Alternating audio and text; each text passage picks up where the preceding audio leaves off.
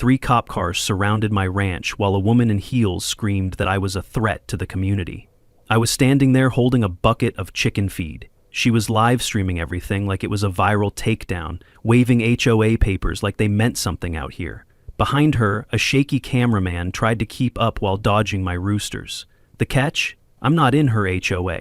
Never was, never signed anything, yet somehow she had cops, a camera crew, and a full-blown meltdown happening at my fence. She called it enforcement. I call it trespassing with extra steps. I didn't know who she was or why she thought she had power here, but something told me this circus wasn't just for show. Ever had a neighbor go full dictator? Drop your story in the comments. Let's see who's got the wildest one. My name's Wyatt Hale, and I run a ranch life channel where I teach people how to fix tractors and build chicken coops. It's honest work, and my subscribers love the authentic ranch content. This particular morning, I was doing my usual routine, filling water containers, checking on the animals, and getting ready to film a tutorial about automatic feeding systems. The roosters were doing their job, announcing the sunrise like they have for generations. My grandfather started this ranch in 1952, and it's been in our family ever since. The land stretches 15 acres of rolling hills, with old oak trees and weathered fence posts that tell stories of decades past. Everything was peaceful until Nancy Colburn decided to turn my morning into her personal drama show. The first thing I noticed was the sound of car doors slamming. 3 police cruisers had parked right outside my main gate, and I could see Officer Danny Murphy stepping out of the lead car. Danny and I went to high school together, so I figured this had to be some kind of mistake. But then I saw her. Nancy Colburn, president of the Sunset Valley HOA, marching toward my property like she owned the place. She was wearing a blazer that was trying too hard to look expensive, carrying a fake designer bag that had seen better days, and holding her phone up like she was broadcasting to the world. Behind her trailed some guy with a camera who looked like he'd been hired off the internet for $20. The whole scene was so ridiculous that my chickens started scattering in all directions, probably sensing the incoming chaos better than I did. Nancy was already in full performance mode by the time she reached my fence. "This is Nancy Colburn from Sunset Valley HOA, and I'm here to document a flagrant violation of our community standards," she announced to her phone camera. "This man thinks he can ignore our rules and disrupt our peaceful neighborhood with his illegal farming operation." She gestured dramatically at my chicken coop like it was some kind of industrial complex instead of a simple wooden structure my grandfather built decades ago. The cameraman was struggling to get good shots while avoiding chicken droppings and hay bales scattered around the yard. Meanwhile, Officer Murphy was standing awkwardly in the middle of it all, clearly trying to maintain his professional composure, while chickens ran around his feet and left evidence of their presence on his uniform. "Ma'am, this is private property," I said calmly, walking over to the fence line. "I think there might be some confusion here." Nancy whipped around to face me, her phone camera still rolling.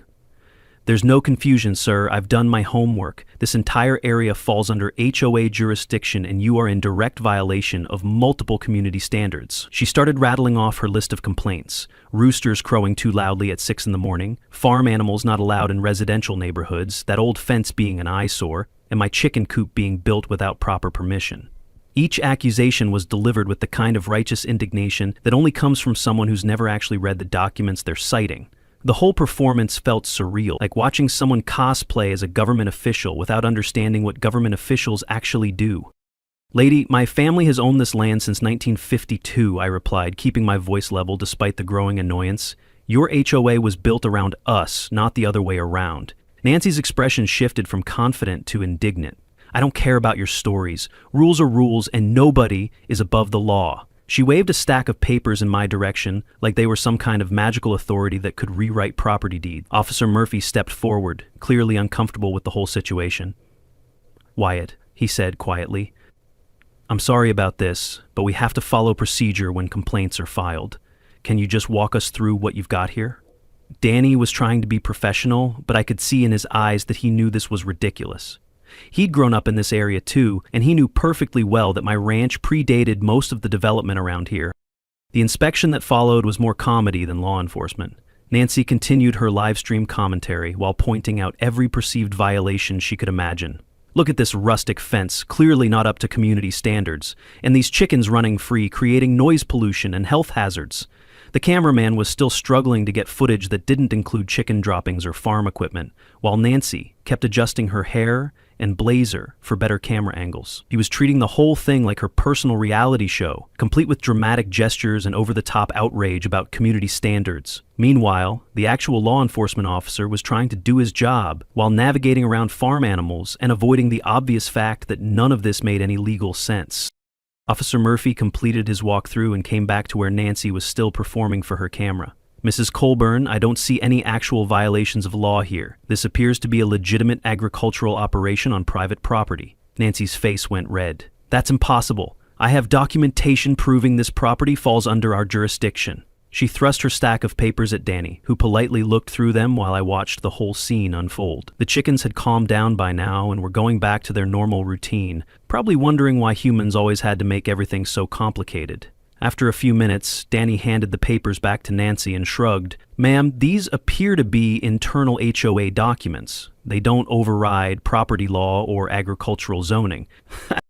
The police cars left, with Danny giving me an apologetic nod and quietly suggesting I document everything as they drove away. Nancy wasn't done with her performance, though. She positioned herself at my gate for what appeared to be a closing statement to her phone camera. "This isn't over, cowboy," she said, pointing a perfectly manicured finger in my direction. "I'll be back with proper legal authority, and then we'll see how long you can keep up this charade." She gathered her fake entourage and marched back to her car, still filming herself and probably posting dramatic updates to her social media followers.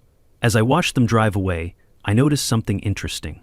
The stack of papers Nancy had been waving around included what looked like a property survey map, and from what I could see, the boundary lines on her map didn't match the original survey that was hanging framed in my grandfather's old horse barn. That afternoon, while fixing the water system I'd been working on, I couldn't shake the feeling that Nancy had either made a huge mistake or she'd been lying about property boundaries on purpose. Either way, I had a feeling this was just the beginning. 3 days later, after I finished repairing the east fence, I decided to do some investigating of my own. The first stop was my grandfather's old horse barn, where I found the original 1952 property survey hanging in a dusty frame. The map was yellowed with age, but perfectly clear about where our land began and ended. When I compared it to the boundaries Nancy had been claiming on her paperwork, the difference was obvious. According to her version, our ranch was somehow inside the HOA territory. According to the actual legal document that had been filed with the county for over 70 years, we were clearly outside any HOA jurisdiction. Either Nancy was terrible at reading maps, or she was deliberately trying to expand her little kingdom by intimidating property owners who might not know their rights. I called my neighbor Maggie Thompson, who happens to be a real estate lawyer and one of the few people in the area who actually understands property law. Maggie invited me over for coffee to discuss the situation, and what she told me was both enlightening and disturbing. "Nancy's been pulling this same stunt for the past 2 years, Maggie explained while pouring coffee in her kitchen, which she targets properties at the edge of the actual HOA boundaries and claims they're part of her jurisdiction. Most people don't want the hassle of fighting it, so they either comply with her demands or move away entirely." Maggie had been keeping track of Nancy's tactics, and the pattern was clear. 3 families had already been harassed into leaving the area after similar campaigns of intimidation and false legal threats. The method was always the same. Nancy would send official-looking letters to the wrong addresses, then claim that the property owners had agreed to join the HOA when they didn't respond to mail they never received. She'd create fake documentation showing expanded boundaries and use that to justify her authority over properties that were never part of the original HOA charter. The really clever part, Maggie continued, is that she targets people who might not have easy access to the original property records. Elderly folks, busy families, people who inherited property and don't know the history. You're probably the first person who's actually fought back with documentation. It was a systematic scam designed to expand Nancy's power base while generating more HOA dues from properties that legally owed her nothing. My investigation took on new urgency when, just 4 days after Nancy's dramatic visit, I received a certified letter demanding $3,500 in fines and fees for my alleged violations. The letter was written in official-sounding language and threatened additional legal action if I didn't comply within 30 days. It was clearly designed to intimidate someone who didn't know their rights, complete with references to community standards enforcement and property liens that sounded scary but had no legal basis. The letter also demanded that I attend the next HOA meeting to address my compliance issues and make arrangements for ongoing adherence to community standards. Reading through Nancy's demands, I realized she was either completely delusional about her authority or she was running a very calculated con game targeting rural property owners.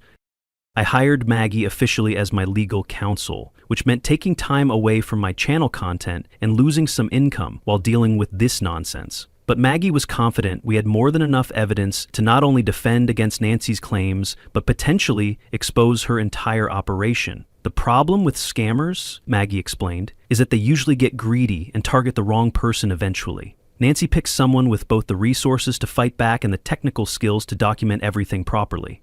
My background in engineering and content creation meant I approached problems systematically, and I had already started filming everything for potential evidence. My subscribers were also rallying around the situation, offering advice and sharing their own HOA horror stories in the comments. The breakthrough came when Maggie discovered that Nancy had been using a free email service for official HOA business, which was not only unprofessional, but also made it easier to track her communication patterns. Through some simple digital detective work, we found deleted emails where Nancy had threatened other residents with similar fake legal action. The emails revealed a clear pattern of boundary expansion through intimidation, complete with threats about property values and community safety that had no basis in reality. Nancy had been systematically targeting properties around the edges of the legitimate HOA boundaries, using fear tactics and fake authority to expand her control over areas where she had no legal jurisdiction. Even better, we found video testimonies from some of Nancy's previous victims who were willing to share their experiences. These families had endured months of harassment before finally giving up and moving away, exactly as Nancy had planned. Their stories were remarkably similar to mine: false boundary claims, fake legal threats, demands for money and compliance with rules that didn't legally apply to their properties. "The thing that really gets me," said one former neighbor in a video message, "is that she made us feel like criminals for living on our own land. We ended up selling at a loss just to get away from the constant harassment." These testimonies painted a picture of Nancy as a small-town tyrant who used fake authority to terrorize anyone who didn't submit to her demands. By the end of the week, Maggie and I had assembled a comprehensive case showing Nancy's pattern of illegal boundary expansion and intimidation tactics. We had the original property records proving my ranch was outside HOA jurisdiction, email evidence of her threats to other residents, financial records showing suspicious HOA expenses, and testimonies from multiple victims of her fake authority. The county inspector who had visited during Nancy's complaint spree had also confirmed that everything on my ranch was completely legal and properly zoned for agricultural use. We were ready to take this evidence to the next HOA meeting and expose Nancy's entire operation in front of the community she'd been terrorizing. That evening, while I was uploading a chicken coop tutorial that I'd finally managed to finish despite all the distractions, my phone rang with a call from an unknown number. When I answered, a voice I didn't recognize said, "Stop digging into Nancy's business or you'll regret it," and then hung up immediately. The call only lasted about 10 seconds, but the message was clear. Someone was worried about what I might find. Whether it was Nancy herself or someone working with her, the anonymous threat told me I was on the right track. People don't make threatening phone calls unless they're afraid of being exposed, and Nancy clearly had good reason to be worried about what a thorough investigation might reveal about her HOA scam operation.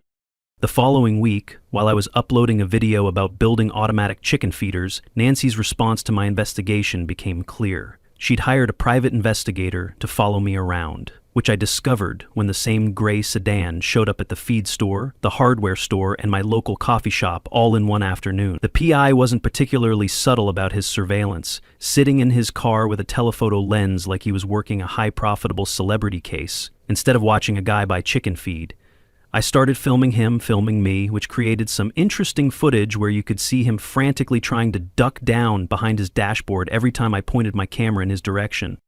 Nancy had also filed multiple complaints with the county about my illegal farming operation, which resulted in a coordinated inspection day where representatives from animal control, fire department, building code enforcement, and agricultural oversight all showed up at once like some kind of bureaucratic SWAT team. The spectacle was impressive. 5 official vehicles parked outside my gate, while a parade of inspectors with clipboards walked around my property looking for violations that didn't exist. "I'm sorry about this," the lead inspector told me privately, "but when we get this many formal complaints at once, we have to investigate everything, even when it's obviously frivolous." The real escalation came when Nancy started her neighborhood propaganda campaign. She'd been going door to door with stories about how my ranch was bringing down property values and creating safety hazards for families with children.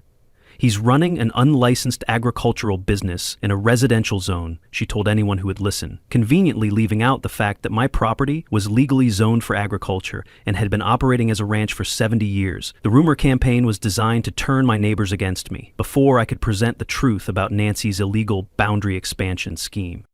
Nancy's digital warfare was equally persistent but much more amateur. She'd created multiple fake email accounts to post comments on my videos, like, "This guy is a fraud who doesn't respect community standards," and "He thinks he's above the law and doesn't care about his neighbors." The fake accounts were laughably obvious because they all used the same writing style and posted within minutes of each other. When that didn't work, she escalated to reporting my entire channel for harassment based on videos where I'd mentioned the HOA situation, though the platform quickly dismissed her complaints after reviewing the actual content. What Nancy didn't realize was that her escalation tactics were actually helping my case in multiple ways. Every fake complaint she filed created an official record of her harassment campaign, and every inspector who found zero violations strengthened my evidence that she was abusing the system. The coordinated inspection day was particularly helpful because having 5 different agencies all reach the same conclusion, that my ranch operations were completely legal and professional, created an undeniable paper trail that would be impossible for Nancy to dispute later. My subscribers were rallying around the situation in ways Nancy hadn't anticipated. The comments section of my videos became a support network where people shared their own HOA horror stories and offered practical advice for dealing with bureaucratic bullying. Some viewers were lawyers themselves and provided insights about property law that helped strengthen my understanding of the legal situation. My subscriber account started growing as word spread about the David versus Goliath battle between a small rancher and an out-of-control HOA president. The breakthrough in my counter-investigation came when Maggie helped me recover deleted emails from Nancy's poorly secured accounts. Nancy had been sloppy about digital security, using free email services for official HOA business and never properly deleting her threatening messages to other property owners. We found a treasure trove of evidence showing her systematic campaign to expand HOA boundaries through intimidation, complete with detailed plans for targeting specific properties and strategies for wearing down resistance through bureaucratic harassment. The email evidence revealed that Nancy had been deliberately targeting properties at the edges of the legitimate HOA boundaries, using the same fake legal threats and boundary expansion claims on multiple families over the past 2 years. She'd even kept spreadsheets tracking which intimidation tactics worked best on different types of property owners. Elderly residents got health and safety scare tactics, busy families got threats about property values, and people like me got the full legal intimidation treatment with fake fines and compliance demands. Armed with comprehensive evidence of Nancy's fraud, Maggie and I developed our strategy for the upcoming HOA meeting. We would present a clear timeline of Nancy's illegal activities, show the community how she'd been systematically targeting innocent property owners, and demonstrate that her authority claims were completely fabricated. The evidence was overwhelming. Original property records, email documentation, inspector reports, and victim testimonies all painted the same picture of Nancy as a small-town con artist. My confidence got a boost when several neighbors quietly reached out to share their own negative experiences with Nancy's tactics. People who had been afraid to speak up individually were willing to support the truth when presented with solid evidence and legal backing. "We always suspected something was wrong," one neighbor told me, "but nobody wanted to be the first one to challenge her authority. Now that someone's finally standing up to her, we want to help however we can." That evening, just as I was feeling optimistic about exposing Nancy's scam at the upcoming meeting, I received a text message from an unknown number. "I know you're planning something for the meeting. Cancel it or I'll make your life hell. I have connections you can't imagine." The threat was obviously from Nancy, and the mention of mysterious connections was probably supposed to intimidate me into backing down. Instead, it just confirmed that Nancy was getting desperate and worried about being exposed, because people don't send threatening text messages unless they're afraid of losing something important. 2 days later, when the final government inspection concluded, Nancy launched what can only be described as a nuclear assault on my ranch and my peace of mind. She apparently decided that if legal intimidation wasn't working, she'd try to destroy me through sheer bureaucratic harassment. Within the span of 3 days, I received visits from animal control officers, fire department inspectors, building code enforcement, and county agricultural oversight, all investigating various alleged violations that Nancy had reported. Each agency arrival was accompanied by Nancy's social media documentation, as she continued filming herself exposing my various supposed violations to her growing online audience. The animal control visit was the most ridiculous of the bunch. Nancy had claimed that I was neglecting my chickens and creating health hazards for the surrounding community. The officer who showed up was professional but clearly skeptical about the complaint from the moment he saw my setup. "Ma'am, these are some of the healthiest, best cared for chickens I've seen in 20 years of doing this job," he told Nancy after examining my coop and feeding systems. "This is exactly how agricultural operations should be run. Proper shelter, clean water, appropriate food, and plenty of space." Nancy's response was to demand a second opinion and threaten to file complaints with the state agriculture department about the officer's inadequate investigation. I decided to turn Nancy's documentation strategy against her by live streaming the inspections myself, giving my subscribers real-time coverage of her harassment campaign. The contrast between Nancy's dramatic accusations and the official's actual findings was so stark that even her own followers started questioning her credibility. My viewers could see for themselves that every inspector found zero violations, that my ranch operations were completely legal and professional, and that Nancy's complaints were based on nothing but fabricated concerns designed to waste everyone's time and resources. But Nancy's most audacious move came in the form of a legal threat that arrived via certified mail. She claimed to have hired a big city law firm to file an $85,000 lawsuit against me for harassment, defamation, and interference with HOA operations. The letter was written on official-looking letterhead and cited various legal precedents that sounded impressive but had nothing to do with the actual situation. "I have lawyer connections in California," Nancy had mentioned during one of her live streams, "and they don't mess around with troublemakers who think they're above community standards." The threat was obviously designed to scare me into submission, but it actually had the opposite effect. The breaking point came when I was sitting in my ranch yard at sunset, holding pieces of my smashed mailbox, and watching the supportive comments roll in on my latest live stream.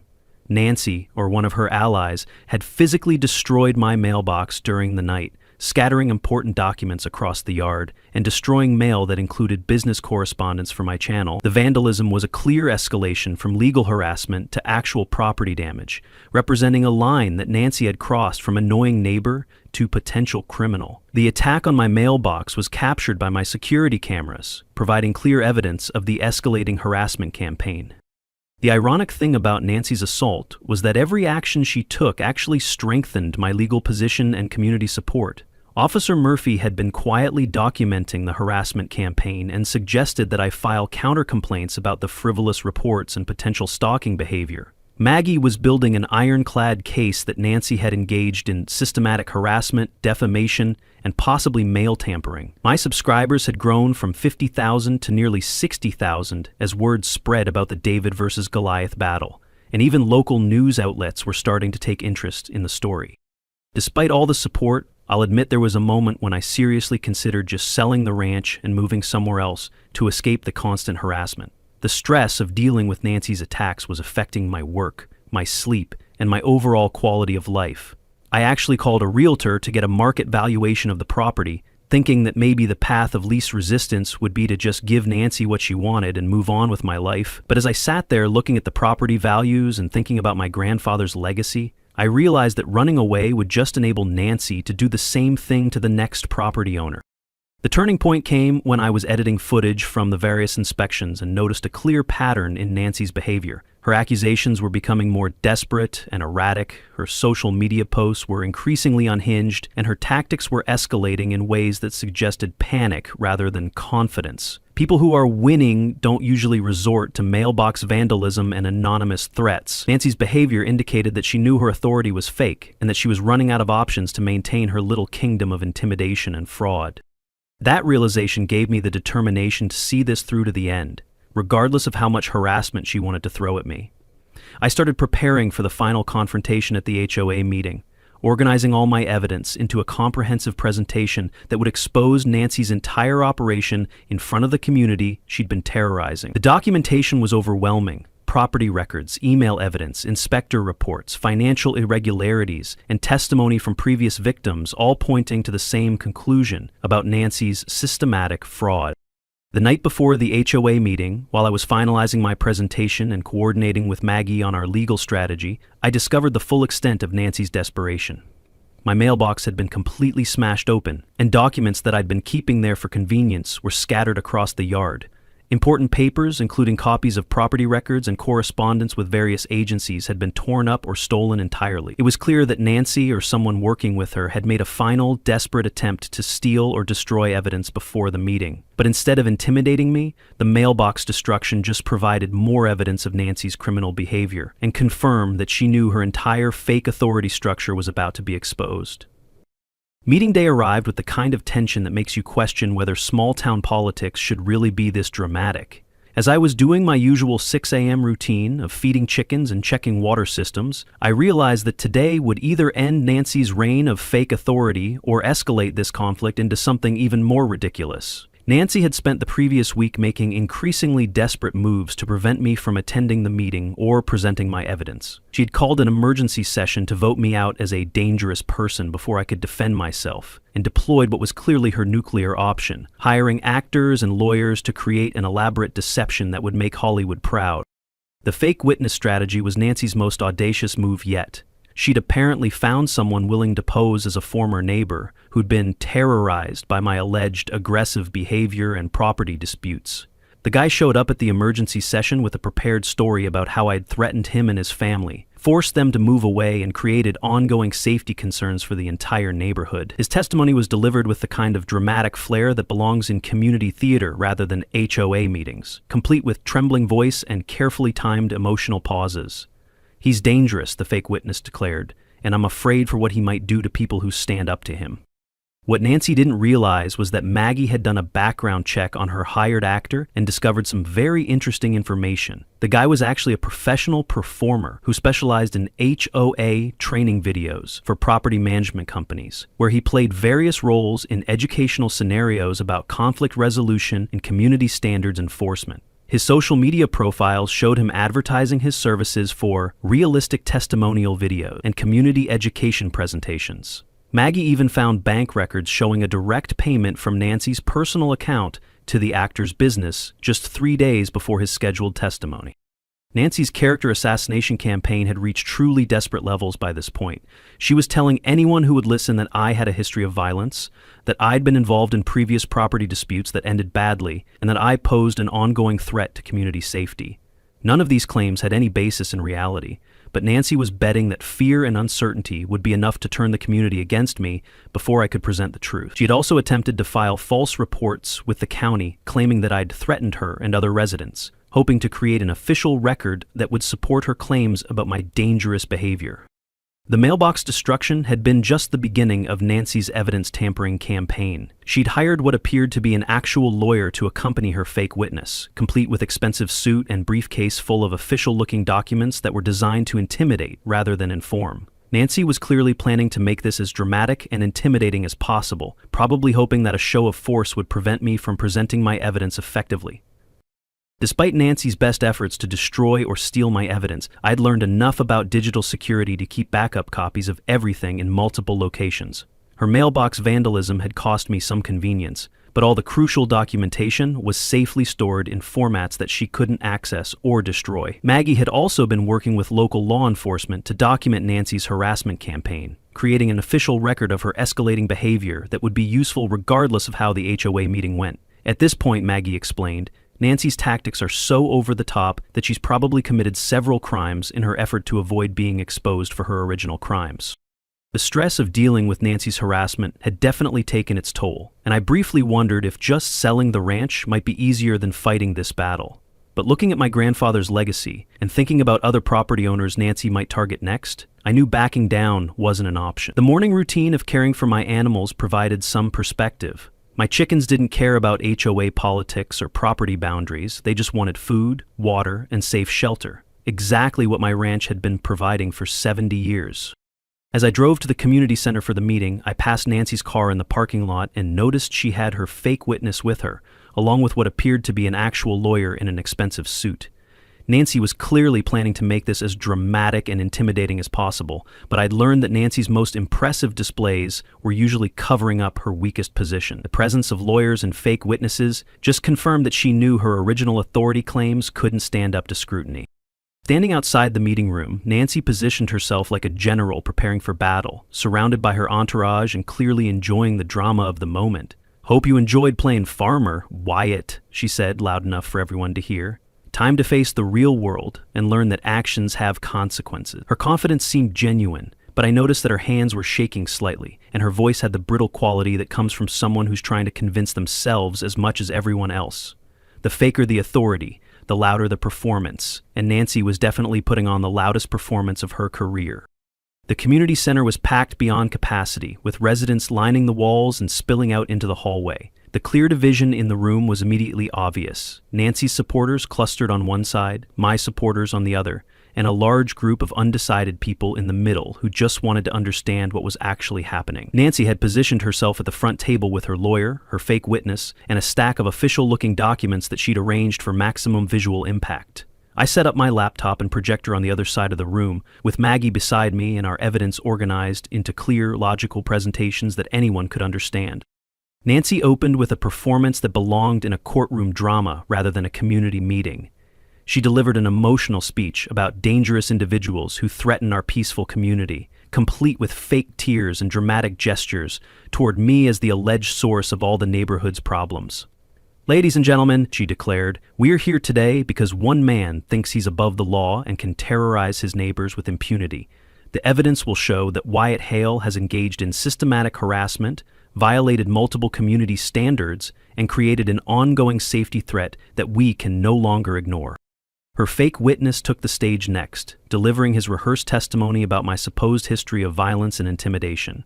"He threatened my family," the actor proclaimed with carefully practiced emotion, "made our lives so miserable that we had to abandon our home and move away for our own safety.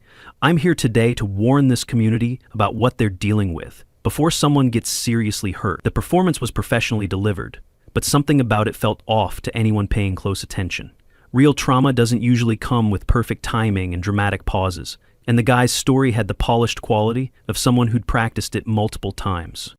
The initial crowd reaction was mixed, with some people clearly moved by the emotional testimony while others seemed skeptical about the theatrical nature of the presentation. Nancy's lawyer then presented what he claimed was legal documentation, proving that my property fell under HOA jurisdiction and that I'd been systematically violating community standards for months. The papers looked impressive and official, but they were mostly just internal HOA documents with no actual legal authority. Nancy had been counting on the intimidation factor of lawyers and legal-sounding language to prevent anyone from questioning the substance of her claims. When my turn came, I started with a simple timeline and basic facts that anyone could verify.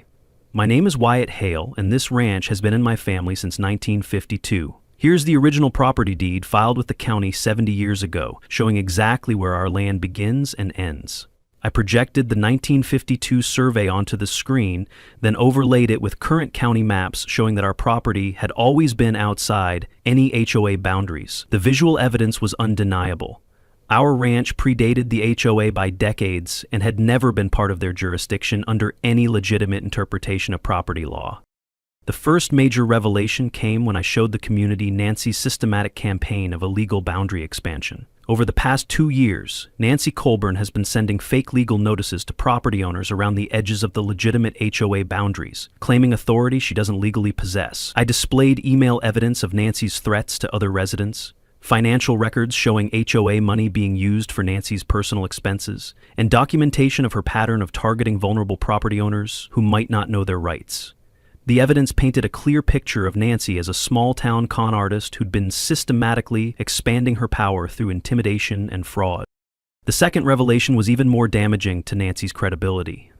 The witness who just testified about my alleged violent behavior is actually a professional actor who specializes in HOA training videos. I showed the audience the fake witness's social media profiles advertising his services for realistic testimonial presentations, along with bank records showing Nancy's payment to his business account just 3 days early. The gasp from the audience was audible as people realized they'd been watching a paid performance rather than genuine testimony from a real victim. But the most shocking revelation came when I pulled out a simple measuring tape and walked toward the door. Let's settle this property boundary question right now, with actual measurements instead of fake legal documents. The entire crowd followed me outside, where I demonstrated that Nancy's community building was actually sitting partially on land that belonged to my family's ranch. The survey measurements were conclusive. Not only was my ranch outside HOA jurisdiction, but the HOA had apparently built their own facility on property they didn't legally own. The mood in the room shifted dramatically as people returned from the outdoor measurement demonstration. Nancy's supporters were visibly shaken by the evidence, while those who'd been undecided were clearly moving toward supporting the truth over Nancy's fabricated claims. "This is all lies and manipulation," Nancy shouted, her careful composure finally cracking under the weight of undeniable evidence. "He's hired actors and forged documents to make me look bad." But her accusations rang hollow now that the community had seen the physical evidence and understood the scope of her deception campaign. The financial evidence was the final nail in Nancy's credibility coffin. Maggie presented clear documentation showing that Nancy had been diverting HOA funds for personal use, using the expanded membership she'd created through intimidation to generate money that went straight into her own pocket. "Nancy Colburn has been running a systematic fraud operation," Maggie explained to the shocked audience, using fake authority to steal from the community while terrorizing anyone who questioned her power. The revelation that their HOA dues had been funding Nancy's personal lifestyle rather than community improvements was the final straw for most residents. Nancy's complete meltdown began when she realized that her entire fake authority structure was collapsing in real time. "This is defamation and harassment," she screamed, her voice echoing through the packed community center. "I'm going to sue every single person in this room." But the microphone was still picking up her increasingly unhinged rants, broadcasting her breakdown to everyone present and confirming that her professional facade had been hiding someone who was completely unfit for any kind of leadership role. The contrast between her earlier polished performance and her current hysteria was stark enough that even her most loyal supporters were starting to back away. As Nancy stormed toward the exit, still ranting about lawsuits and her mysterious California connections, Officer Murphy stood up from his position in the back of the room. "Before anyone leaves," he announced in the sudden quiet that followed Nancy's departure, "there's something everyone needs to know about Nancy Colburn's legal situation." The tension in the room was palpable as people realized that this drama was about to take another unexpected turn that nobody had seen coming. "Nancy Colburn has been under investigation by the County Fraud Unit for 6 months, Officer Murphy announced to the stunned crowd. "Mr. Hale's evidence provides the missing pieces we needed to file formal charges." The room erupted in shocked murmurs as people realized that Nancy's fake authority had been even more elaborate and criminal than anyone had imagined. Murphy explained that multiple jurisdictions had been building cases against Nancy for similar fraud schemes in other communities, and that my documentation had provided the final evidence needed to move forward with prosecution. The truth that emerged was staggering in its scope and audacity. Nancy had been running variations of the same scam in 3 different counties, systematically targeting rural property owners who might not have the resources or knowledge to fight back against fake legal claims. She'd used official-sounding language and intimidation tactics to expand HOA boundaries illegally, generating tens of thousands of dollars in fraudulent dues and fees from properties that never owed her anything. The investigation had been ongoing for months, with law enforcement quietly documenting her activities while building an airtight case for prosecution. But the ultimate twist was still coming, and it was more satisfying than anything I could have imagined. When Maggie and I had measured the property boundaries outside, we'd discovered something that even our original research hadn't revealed. My ranch property actually extended 50 feet further east than I'd realized, which meant that Nancy's precious community building was sitting entirely on land that belonged to my family. According to the original survey and current measurements, Maggie announced to the fascinated crowd, Nancy Colburn's HOA has been operating on Mr. Hale's property without permission for the past 5 years. The legal implications were immediate and devastating for Nancy's entire operation. Not only had she been running a fraud scheme to steal money from innocent property owners, but she'd been doing it from a building that was constructed on land she had no legal right to use.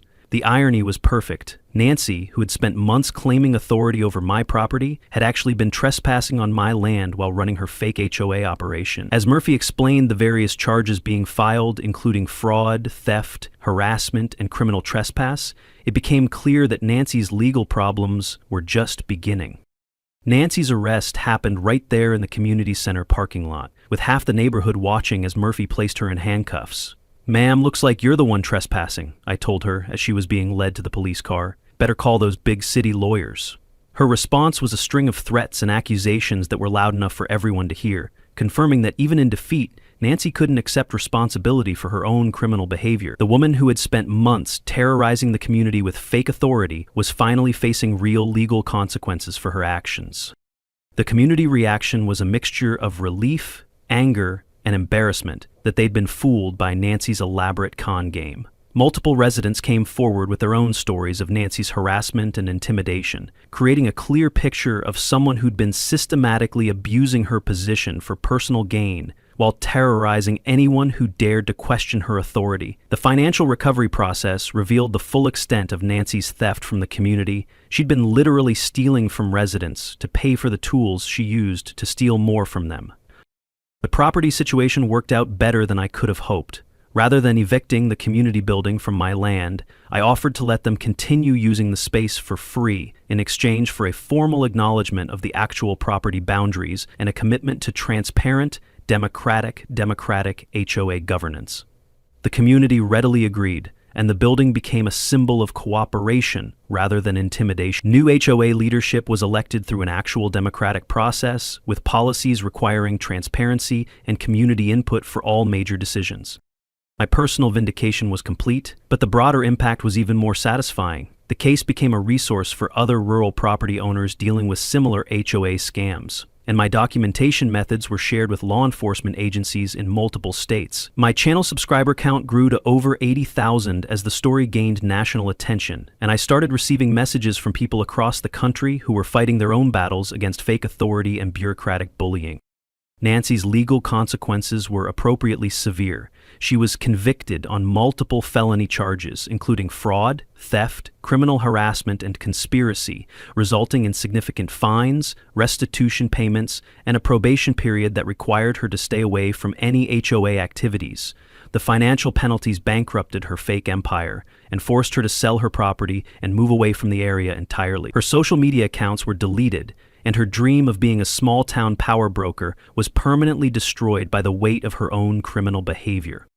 The morning after everything was settled, I was back to my normal routine, out feeding chickens at 6 a.m. like always, with roosters crowing their daily announcement of sunrise over the ranch that had been in my family for 70 years. Neighbors stopped by with genuine apologies and homemade cookies, but the real satisfaction came from knowing that the truth had prevailed over Nancy's elaborate deception campaign. The difference between real authority and fake authority had become crystal clear to everyone in the community.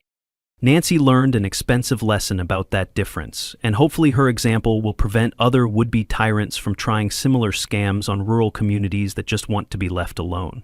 Next morning, 6 a.m. like always, I'm out feeding chickens. Roosters crow like a freedom anthem. Nancy learned an expensive lesson: never mess with a rancher who knows how to measure his own land.